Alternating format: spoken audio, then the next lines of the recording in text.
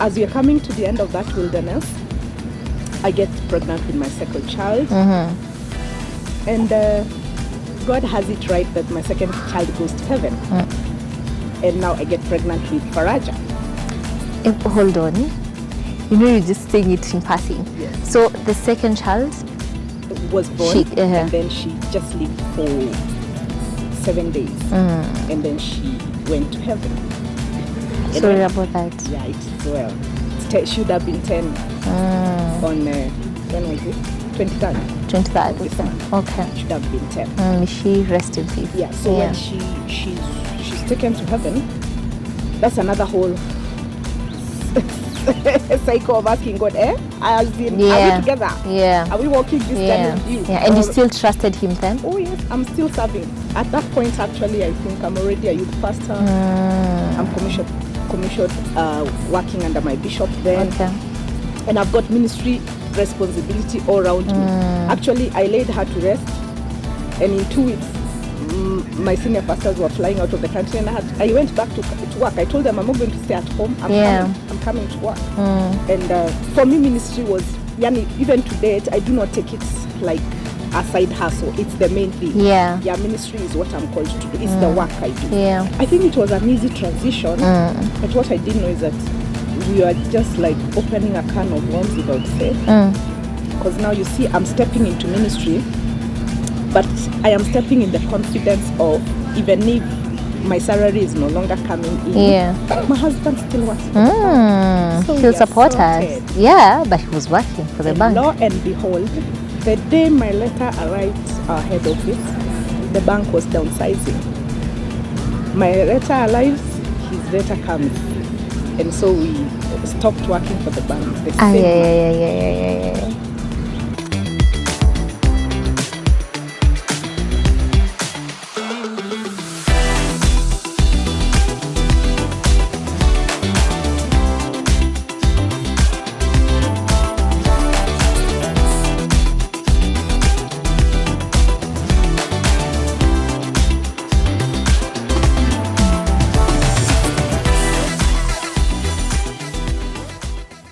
Hello, how are you doing? Welcome to yet another episode of Edified Woman. Thank you for staying. Thank you for being loyal. Thank you for making these stay till now. Najua tungemaliza like episode 1, 2 if you would have said no, but thank you so much for staying. This should be episode 4 of Edified Woman. Thank you. I know that you are getting edified.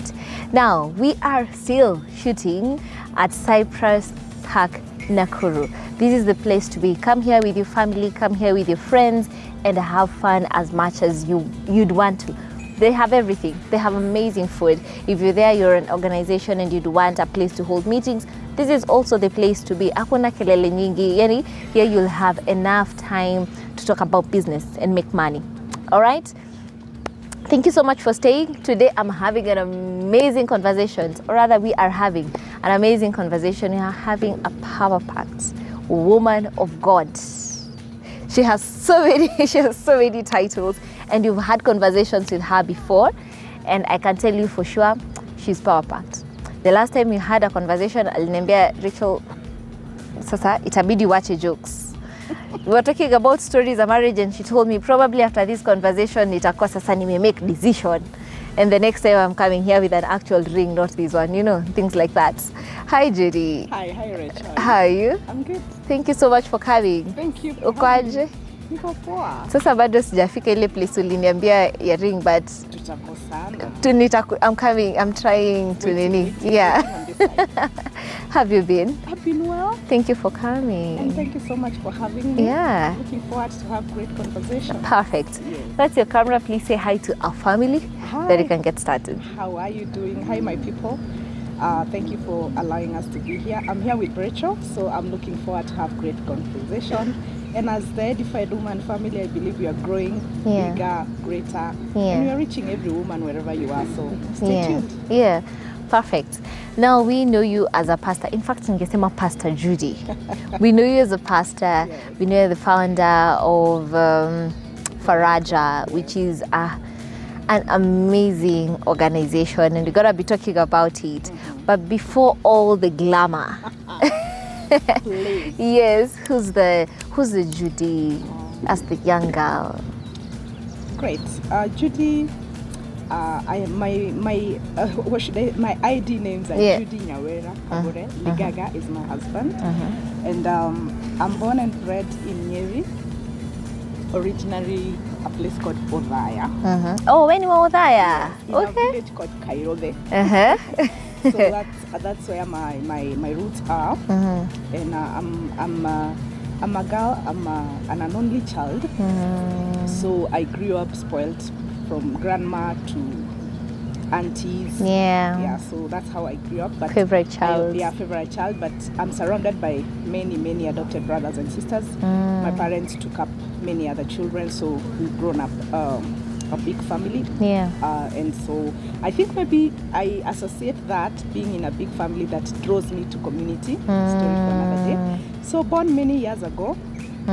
Not so many. Not so many. And I grew there. I went to Kairobe Primary School. Went ahead to Odhaya Girls. Went ahead and came to the now current Rongo University. Then it wasn't a university, it was a technical institute. Did my banking diploma there. And fast You've done banking. Yes. Hey, Mama, you have so much power packs. And shortly after that, I went into ministry. Began to serve with children with Awana Kenya down in Coast. As a young person, I volunteered myself there, served for a few years, and then came back to Mary and continued to serve. And then around, after like 4, 5, 6 years in ministry, I went into the corporate world. And I got my first job, my only job.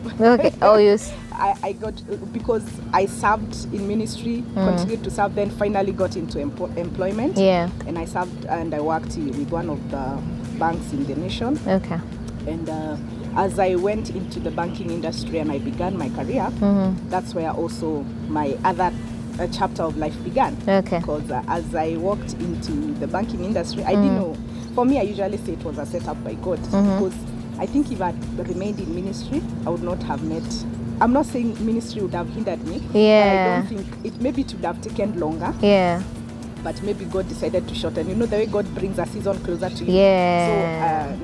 So when I went to the banking industry, that's how I met my husband. And we were working together. Before we even get to where you meet your husband, let's talk about how you got into ministry as a young lady. How did you know that you're called into ministry? Because I know that's a question that many young people ask. And they're wondering, hey, nimi nimejiita huku? What's going on? Has God called me? What are we doing here? I think how I got myself, or I found myself in ministry, I think from when I was growing up as a young girl, my grandma had a lot of influence in my life. And she served in the Presbyterian church as a deaconess. And most of the times the roles of the deaconess in the Presbyterian church included the deaconess are the ones who go to see the sick people. They're the ones actually do the handwork, like hands-on ministry. So most of the time I would tag along. But generally I never thought that I'm called into ministry until when I actually cleared my 4th form. And as I cleared my 4th form, I was, the church that we used to go to, which was near where we lived, had very many youth activities. So every single year I would find myself in a youth camp, and so we having fun activities. I used to love scripture memorization is what was one of my favorites. So we'd be given like the book of Colossians, we are memorizing the entire book, and then we'd read Bibles, and then I used to really have fun. So I was like, hey, this life is cool. So basically, as I continued to attend the youth camps, one of the leaders in that church just asked me, would you want to help in the children's church ministry? And I was like, huh? Me and kids? I don't think so. Really? You're so good with kids. I did not know. So he said, no, I think you do well with kids. And so I volunteered to start teaching in the Sunday school. And as I began to teach in the Sunday school, I fell in love with children. And there my journey began. So as I continued to serve with kids, I would enjoy, because I loved scripture memorization, I would love teaching scripture to children. So when they would memorize the scriptures back, I would get so excited.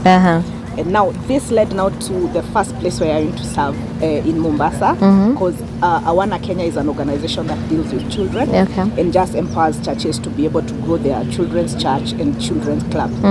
So I would say passion. I did not think, you know, the way as a young person you don't know what is call. What do you mean? So me, I just had fun. I used to enjoy working with children and seeing churches grow their Sunday schools and everything. So as days went by, I realized I don't have a passion for anything else. As my young people, friends, we are done with our banking. We are chasing a career. They are writing application to this bank. They are the ones, they know which bank has come up. Me, I'm not even there. Me, I'm there with my children and my scriptures ready. Ready. And at that point, I think I began to speak to my parents, and I told them, I think I do not want to look for a job. What was the reception? And I thank God for my parents. Me, I don't know, but they actually did not even say you know the way parents go like, hey, with all the money we've used. Tumekusomesha, umeenda campus. Were just like, okay, you do what you feel you want to do. We are going to support you. And I think my biggest confidence to walk into ministry was the support I got from my parents. So because even when I told them now, I feel called to go and serve in Mombasa, they put me together, they got me stuff for the house, put me in the bus, and they said, go and serve God. And I went. And that's nice. Yeah, and I served there for 2 years. That's so really when nice. I came back now from Mombasa, I still got back now to youth programs and all that. And then there was a ministry that was coming up, and we were just a group of young people. And you know, that's when lunch hours are coming up, so we were there every lunch hour trying to clean up. And I was never on the front line, so I never knew that I even have a pastoral calling. Me, because I was shy, all my friends were singers, I couldn't sing, so I used to think like, me, I'm just a Sunday school teacher. And so I was faithful in teaching Sunday school and cleaning the church, cleaning the toilets. And with time, I began to sit as an administrator in the church office. And as time went on, I began to seek God, and I just discovered that I love prayer as well. So as I grew in prayer is when I began to think, well, I think this is what now they call the call of God. And at that point, I knew there's something that God wants to do in my life, but I wasn't clear very much. And if people would have been told, raise your hand if you think you're called to be a pastor, of course I wouldn't have raised because I felt I did not qualify, I do not speak well. That's what I thought. I did not speak well, I did not have the confidence to share the word of God with people. But look at you now. Now look at me, 25 years later. So what I would say for young people, as you had, so that I can respond to the question, sometimes it may not be a Samuel moment of like Samuel where you hear God's voice audibly. Sometimes it is circumstances that actually orchestrate your path. And as you begin to walk in that path, because our God is a God who does not give us the end, He says He knows the end from the beginning, but He doesn't give it to us. So it is usually a journey of obedience, and as you obey today, then He takes you to the next step, the next step. And what I would say, as long as your heart has peace, just keep walking. The challenge is we have peace in our hearts, but then the surrounding is saying otherwise.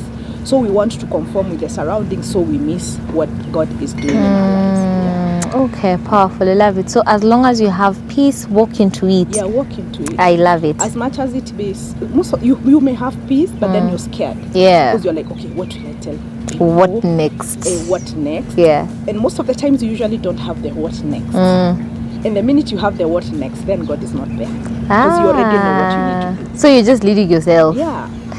Okay, I hear you. And you go into banking. I go into banking, yes. I take a break from ministry and boom, I'm now a career woman. I've got my heels in place, I've got my nice suits, and I'm there now. Money business. But at the same time, I'm still serving, I'm still teaching my children, I'm taking care of, I also had a program taking care of the street children in our church and all that. So as we continue to work in Mombasa at this time? Now I'm back now I'm in Karatina. Okay. My mom was working at the Karatina District Hospital. She's a retired nurse, so that's now where I am at this point in time. In Netoka, Mombasa, I am at home, and now I'm doing ministry in Karatina, and now I'm into banking. And as time goes by, at this point I would say, as I went to the bank, I did not go to look for men. No. I didn't even have a plan. Kujitetea Wacha mapema. nijitetea. Umeanza Hata kujitetea hata sikuwa na mapema. plan ya kuolewa. Venye tu nimesema you obey, Yeah. God is leading. You obey, God is leading. So kumbe God was setting me up. So I meet this guy. We are working together, and then me, there is nothing marriage in my head. I'm not even there. And then after a few months, we are working together. He begins to say, I think you'd make a good wife. Yeah. Then I'm thinking, dude, not me. I don't think so. And why didn't you have the idea of marriage? Because I know for young ladies it gets to a place, and you know the whole idea of marriage looks so beautiful in your head. Yeah, I think for me, I had gone through one heartbreak as a young girl. And so I think I'd settled it in my heart, like, meet this thing, I don't think it's for me. Yeah. And I also kind of look at it like what had actually even dipped me so much in ministry, because I was only focused on what am I doing, God, what's next. Okay. And then I'd felt like, because I want to have my life sold out, I felt like I did not have space for anything else. So even at that point when I'm working and I'm in an office, I'm still like, now God, it is job and you. Mimi nifanye job, then niende nichape ministry, nifanye job. Yeah. So there was no that space. I had filled because of what I had a few things I'd gone through, I'd filled my heart with occupy with Kazi and God. And so that is why even when my husband is trying to bring the idea, I'm thinking, I don't think it's gonna work. But fast forward anyway, after like I think a year and a half. Ulimkaisha 1.5 years. Yes, because we met in 2007. Let me say a year or so. A year maybe. Or 9 months. I said yes maybe after 9 months. I think so. Okay. Because I met him in 2007 August. And then we got married in 2009. Yeah. So in this around nine months, almost 1 year, what is he still pursuing for a whole year? Yeah, he was. I think that is also the other thing that made me settle. Because he was very persistent, and he looked like he knew. Like, you see, there somebody is double sure. Like, I'm not bowing. You say no, I come tomorrow. You say no, I come tomorrow. Then I'm like, wait, dude, what's wrong with you? I told you it's not going to work. So, I think by the time now I settled, I was just like, okay. And again, as I say, when you have peace in your heart, I actually spoke to my mom and I said, Mom, okay, there's this guy, he's pursued me, and I'm thinking, I'm not very sure, because marriage things is something I wasn't very sure about. And I think I was also a bit scared, because I was like, this is a lifetime thing, and I wouldn't want to walk into it blindly. So actually my mom was my greatest support system, and I usually tell people like a joke, my mom was like the voice of God in this whole thing, because when she told me, it's okay, I'm gonna support you, don't worry, this, it's just a step in life, and you have to step into it. So when she said yes, like that gave me peace in my heart, and so I went ahead and said that, and yes, and then later on it is after you've said yes, 16 and years later. what was his response after you said yes after a whole year? I think at first he was like, what did you say? I said, he kept on asking me to be your wife. So now when do you want me to be your wife? Then he was like, okay, is that a yes or is that a question? But it's a yes. It looks like a yes to me. So of course he was like, okay, so which month is this? So quickly said, how about next year, April? I said, no problem. And that wow. It. Yeah. Okay, that's great. And now you get married. And now because we were working for the same financial institution, we couldn't work in the same branch anymore. So I moved to a different branch, which I did not stay for long. Again, God knows how to set you up.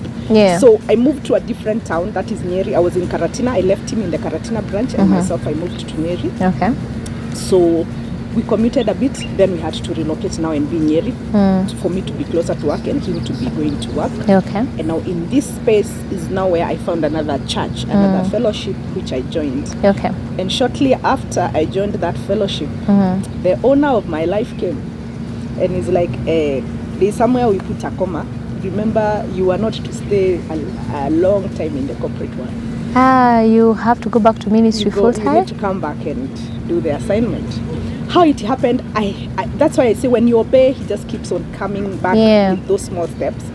So as I continued to serve in the bank, now my firstborn daughter comes, and there's a lot of pressure, work, baby, all these balancing things is becoming a bit tricky. And then my husband kept on saying, by the way, if you ever wanted to go back to ministry, because he knew I'm a minister, I don't have a problem. You can just resign and you can move on. Oh, and that's so nice of him. Yeah. So as we continue to go to this church, that's good. I'm new also. I'm not very. So it's those ones we were first service members. We come early and then go. We didn't have many businesses. So then later on, one of the days, the senior pastor of that church writes me a text and asks me, "Hi, how are you? What are you trained in?" Then I respond. Then I tell my husband, why would the senior pastor ask me such a question? Like, we don't even talk. Why is she asking me? And then at that point, I am in that space of telling my husband, I think I'm going to resign. And I don't know what God wants, but I think I don't want to continue working. The pressure is too much. And then he's at that space of saying, Sini sawa too, there is no problem. So I respond to the senior pastor's text, and then I say I'm trained in banking and IT, blah, blah, blah. And then she says, oh, I missed. There is a year, 2 years, I went back to college again and I trained in IT. So I was just about to ask, hey, aki umefanya vitu. So I respond, and then she says, could you come and see me tomorrow? At noon. I say, okay. I go to the church office, and then we begin to talk, and she's looking at me straight in the eyes, and she's saying, no, I don't understand how this connects with you. Mimi at me, I don't know. But we are looking for an admin for the church. And why you keep coming to our faces, we don't know, because we don't know you. But it's like every time there's a place where I used to sit, it's like one of the reverends in church would see me and would tell the pastor, why do I see like that lady is the one who's supposed to be in our church office. That's good. And then I just told her, yeah, you're right, maybe you are the voice I was waiting for. Actually, I do not mind. And then she's like, no, but you work for a bank. And you know, churches, you don't pay that well. I said, it's okay, there is no problem. I think let me just go and discuss with my husband, and then I'll get back to you. So I discussed with my husband, and my husband is like, go ahead, say yes, go see the church board, hear what they're saying, blah, blah, blah. Long story short, a month later I resigned from the bank and I go back to ministry. Was that heavy for you, Ama, because you're already ready for it anyways, so it was just an easy transition? I think it was an easy transition, but what I didn't know is that we were just like opening a can of worms, if I would say. Because now you see I'm stepping into ministry, but I am stepping in the confidence of, even if my salary is no longer coming in, my husband still works for the bank. So he'll support us. Yeah, but he was working for the bank. Lo and behold, the day my letter arrived our head office, the bank was downsizing. My letter arrives, his letter comes. And so we stopped working for the bank the same month. And now that's another whole journey, what we will discuss when you call me next. Well, let's talk about it kidogo. Wait a minute. So you're not working, your husband is not working, and you have your first daughter already? Yes, she was 9 months. So how's that? I call it was a storm. It was a training. It was a journey of just knowing this God that I serve. It was tough, but God is faithful. How are you able to maneuver that? Being newly married, having a newborn. I would say this is where the tenacity of my faith muscles was built, because we just had to trust God for many things. And then you see that change and shift from two bankers to now two people that are not very sure where they're headed. One is now full-time in charge. The other one is trying to figure out, will I get another employer with a 9-month-old baby, diapers, milk and all that. Living in town, you have to pay rent, you have to get food and everything. So it ended up that we both had now to walk the journey with God and be there for one another. I would say this is maybe what cemented our marriage more, because we only had each other. Because everybody out there could not understand. Because people like, are these young people crazy? How are you just going to church every single day and your husband is not working? You're telling us you're working for the church. You know the church. They were giving me a good stipend at that time, I would say, considering how ministry is. But then it wasn't enough, because you see the stipend they were giving me, I was taking it gladly then, because I knew it's my just husband my is birthday working. to go to work. So that birthed a people of prayer, it birthed faith, it birthed confidence in when God says, I know you by name, he actually exactly knows that. Okay. So what God did is that he would orchestrate, like my late grandmother, blessed her memory are, she would visit us every weekend. Yeah. In the name she's coming to see the great grandchild, who is my daughter. But every time she would come with food, she'd come with milk, she'd that's come sweet. she would slaughter chicken every other weekend. In fact, we usually make fun with my husband. It's like we ate more chicken then than we even do now. So God provided. We never lacked. We did not go hungry. We did not lack rent. We did not lack the diapers. But we just lived one day at a time. When God provided, like if we needed money for electricity, he would just give that 2,000 to pay. Like if we needed money for the house help, we would get that exact to pay for the house help. So we took that journey that taught us to trust God, and also taught us to trust one another, and to be best friends with each other. Because at that point, of course, most of your friends might keep away because unaweza wakopa pesa. You don't know how you really are doing. So it was another journey that God just took us through. And then after like 5 years or so, he got a job. Now, if this is the journey of a whole 5 years we're talking about, just waiting for God to provide for the immediate, and we are not talking about you being the founder of a whole organization, Faraja. Where does this organization come in? You know what you're saying in the whole thing now, it's not So Faraja comes in like as we are coming to the end of that wilderness, I get pregnant with my second child. And God has it right that my second child goes to heaven. And now I get pregnant with Faraja. Hold on. You know, you're just saying it in passing. Yes. So the second child was born, and then she just lived for 7 days. And then she went to heaven. Sorry about that. Yeah, it is well. It should have been 10 on, when was this? 23rd. 23rd. This month. Okay. It should have been 10. May she rest in peace. Yeah, so when she's taken to heaven, that's another whole cycle of asking God, are we together? Are we walking this journey with you? And you still trusted him then? Oh yes, I'm still serving. At that point, actually, I think I'm already a youth pastor. I'm commissioned working under my bishop then. And I've got ministry responsibility all around me. Actually, I laid her to rest, and in 2 weeks, my senior pastors were flying out of the country, and I went back to work. I told them I'm not going to stay at home. I'm coming to work. And for me, ministry was, even to date, I do not take it like a side hustle. It's the main thing. Ministry is what I'm called to do. It's the work I do. So 4 months later, I get pregnant. I wasn't supposed to get pregnant, but who is God? Who is God? So I'm pregnant. And so I'm like, oh my God, what's gonna happen? It's a CS. I wasn't supposed to get pregnant, but now I'm pregnant. Oh, you had a CS before. So the doctor had said, you can't try this. Then I'm like, doc, it's done. So can we just go on? And so we carry the pregnancy.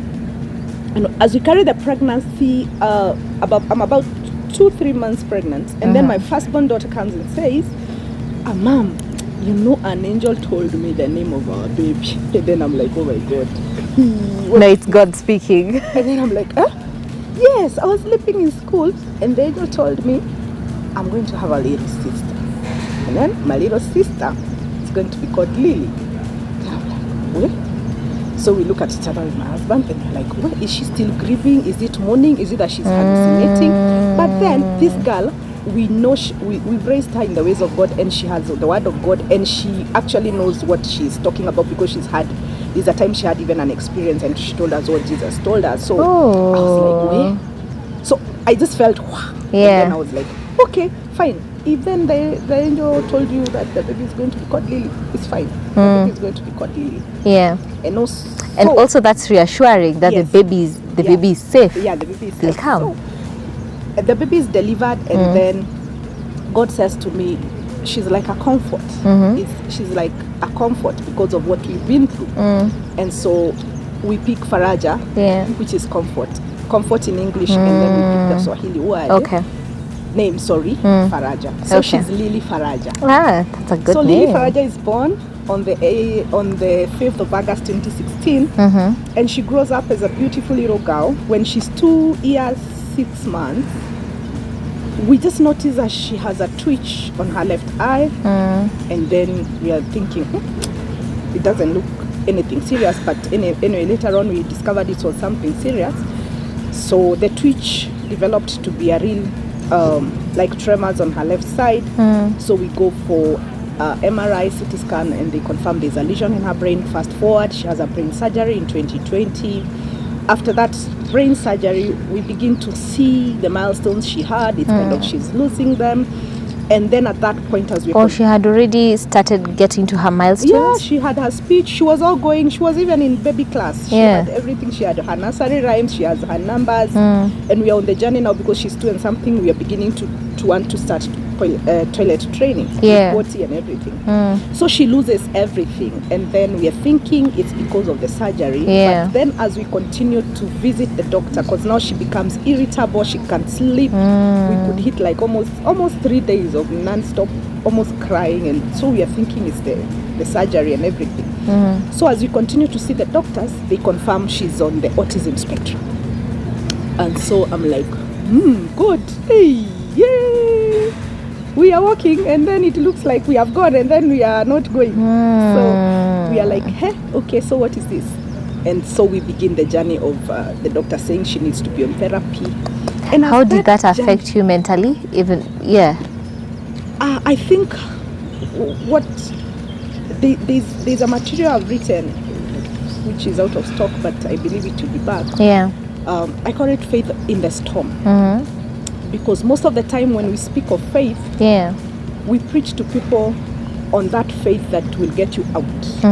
The faith that will get you out. You're in the fire, you're coming out. You're coming out. No, there is a faith that sustains you inside that storm. And if you hold on and you keep that faith, it is the storm that comes down. You don't get out of the storm. It's the storm that dies. And once now the storm dies, it leaves you standing. So how did that? It shook me, of course. It shook me. Why it shook me is because I've been in the education sector. I've administered schools for many years. So I've had experience with autistic children. And so when I got that diagnosis, number one, I was in denial because she was not presenting the way I know my other students present. I'm a Christian educator, so I run Christian curriculums, I've run schools with that. So I had come across many autistic children, but she was not presenting like any one of them. So my first reaction was like, no, this cannot be autism. And then I'm like, I go ahead and convince the doctor and say, you see, she's not doing this, she's not doing this, she's not doing this. And then the doctor says, she's not doing all that, but she's doing 1, 2, 3. And at that point is when now I understood autism is a spectrum. And the same way your thumbprint and mine are not the same, so are the children or people with autism. Autistic persons, none of them is the same. None. None. Even if they are twins, none of them. None of them is the same. So of course, now the first question was like, so what do we do? What is the next step? And of course, they say we need to get therapy. And now she's also on medication because she has a seizure disorder. It's more so seizures, we know them of epilepsy. So she has a seizure disorder that she has to be on medication throughout. So she's been on medication now for the last 6 years. Every single day. And I am a pastor who believes in miracles and who pray for people and they are healed. Does that make God a liar? No. He still remains to be God. Did you ever at some point have the doubt of, but Lord, I've seen you heal other people, what's going on with my child? Where we settled that matter with God is the place of surgery. Because before we agreed with the doctors, it took us a whole year to actually accept them, to open her brain. Because I am that person of persistent prayer. And we pushed in prayer. At one point, I remember we were in prayer, and I think we came with that answer together with my husband from the prayer place. When God was like, does it mean if her brain is opened and it's closed and that thing is sorted out, I am not God. Does it have to be spectacular, like she vomits the tumor and for me to be God? And then he said he's Adonai, the Lord. And when he says he's the Lord, then he does things his way. So we settled there with him, like he's God regardless of what happens. So we agreed. So she's going in and she has to come out. Yeah, that was it. Okay. And so she came out. Ah, amazing. So, now so that was God Yeah, answering. so God answered. So at that point, and even by the time we are getting the diagnosis, I am not doubting the sovereignty of God and the supremacy of God. And then I think we just switched to like, okay, what's the purpose then? Let's look beyond this, because then there must be a reason, because God does not waste circumstances. Yeah. As we read the book of Job, God did not waste that circumstance. It was for the sake of us here that read that story today. And so as we began that journey, we were not very sure where it will end. So we walked the journey 2020, 2021, 22. In 2022 November, I come across a group of ladies who are raising autistic children. We are seated in a workshop together. So the lady seated on my right, I realized she's not writing. When the tutor is speaking, we were being taught on entrepreneurship. So I just, after break, I asked her, why are you not writing? And then she says, well, you have no idea. Me, I used to write, I used to do everything, but then I got into depression, I lost my memory, and then I'm like, well, what happened? And so she begins to give me her story. She's a mother of 2 autistic adults at that point. Then I'm like, huh? Adults. So the girl by then was 16 and the boy was 20 something, because right now the girl is 19 and the boy is 20, I think 7 or so. So I listened to her story. Then I'm like, I will never even complain. People have seen things in this world. And at that point, something skipped in me and he said, it's time to get out of my cocoon. It's time to reach out and to see the reason for why Faraja was born. So that particular December, me and my husband and a friend put some money together and we did some shopping.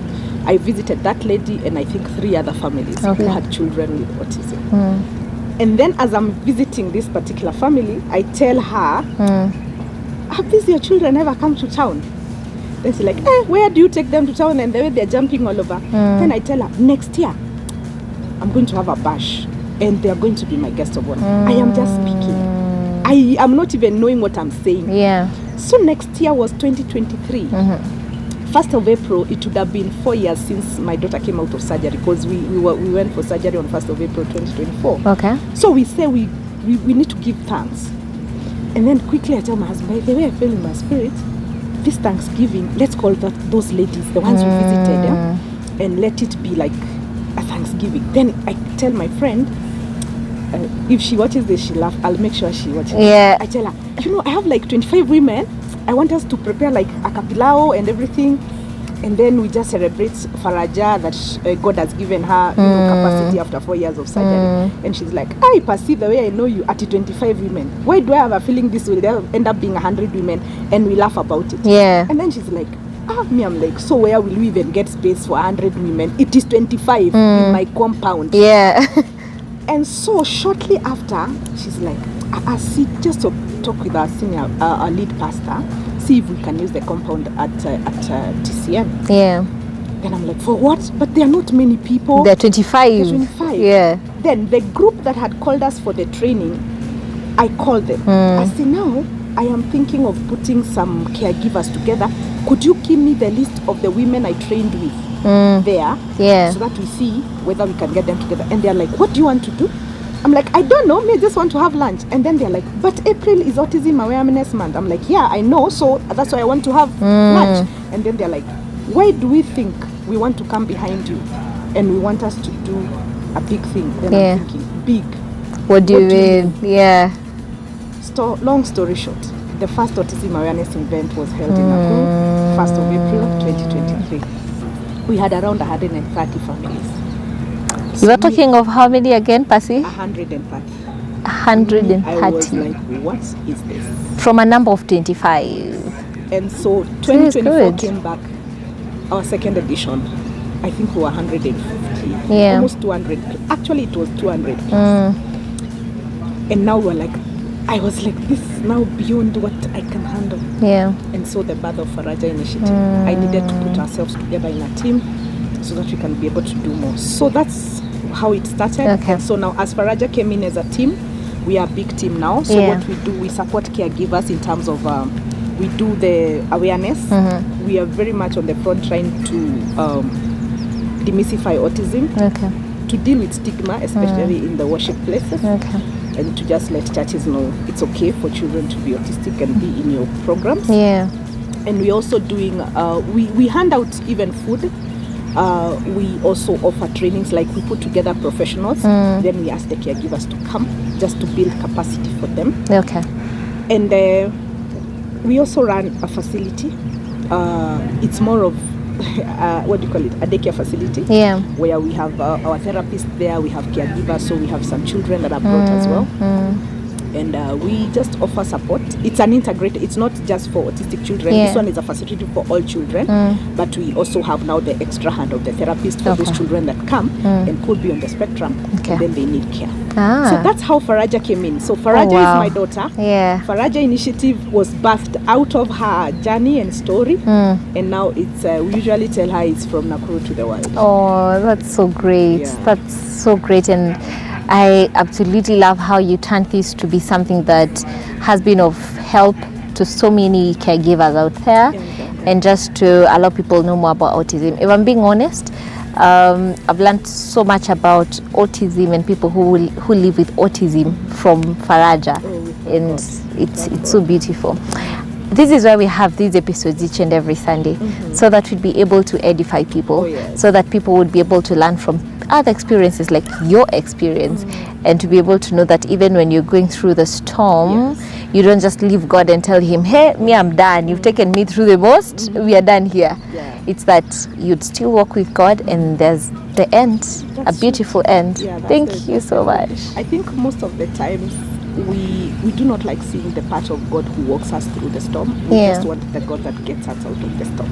Imagine. But I tell people you need to allow him to take you through, because when he's done, you'll actually look back and say, okay, now I understand. But it's not easy, but he is faithful, and my hashtag is that he can be trusted. He can be trusted. Oh, perfect. Thank you so much, Pastor Judy, for coming. Thank you for having me. And for being part of this amazing episode. I know that this is gonna touch your life and transform and edify, as it should. All right. Thank you so much for staying. Thank you for tuning in. I know that you've gotten something from this particular episode. My name is Racheal Kahugu, and today we've been shooting from Cyprus Park, Nakuru. Thank you so much to each and everyone who made this shoot a success. And of course, we still have our bags order. Okay, yes, we still have our bags order through our WhatsApp number, and we've had you guys. We'll be having our merchandise coming very soon. I hope our producer is hearing that. We'll be having our merchandise coming up very soon, and you'll be able to order them as well. Thank you so much. I'll see you on the next episode. That will be next week on Sunday at 8:30 p.m. But still, all through the week, send in the links to as many people as you can. Subscribe, share, and we'll be happy. Thank you. Bye bye.